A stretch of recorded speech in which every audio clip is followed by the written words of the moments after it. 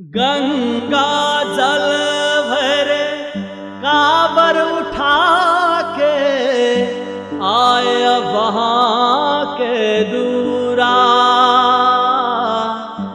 अर्पण करब ई जलियो भोला करब मनोकामना पूरा।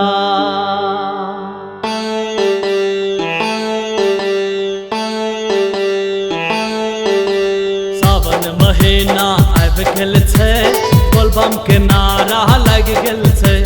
सावन महीना आबि गेल छै, बोलबम के नारा लग गेल छै। सावन महीना आबि गेल छै, बोलबम के नारा लग गेल छै। सब कंवरिया देवघर जाइला, सब कंवरिया देवघर जाइला महीना आबि गेल छै, बोलबम के नारा लग गेल छै। सावन महीना आबि गेल छै, बोलबम के नारा लग गेल छै।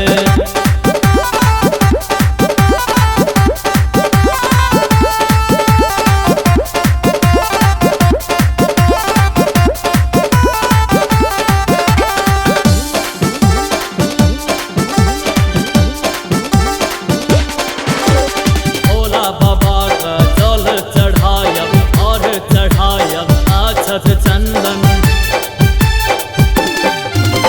शिव महिमा के भजन गायब, देवघर में करब भोला के दर्शन। पैदल चल का भुखले रह का,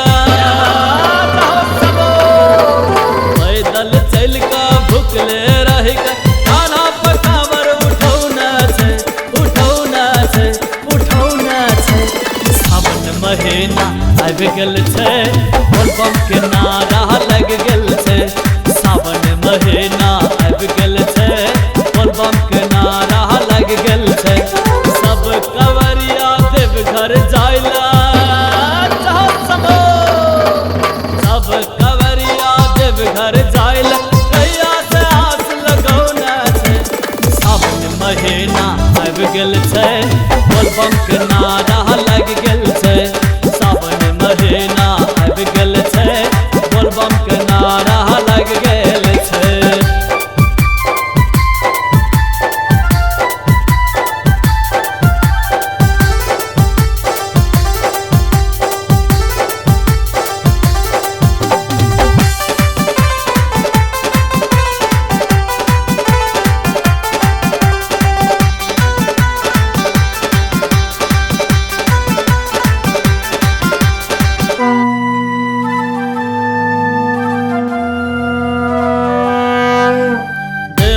देव से आ महादेव हमरो पर कृपा करू ना।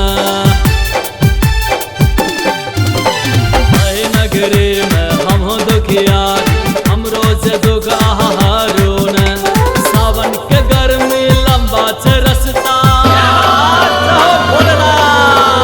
सावन के गर्मी लंबा छै रस्ता। कंवरिया धूम मचौना छै, मचौना छै, मचौना छै। सावन महीना आबि गेल छै, बोलबम के नारा लग गेल छै।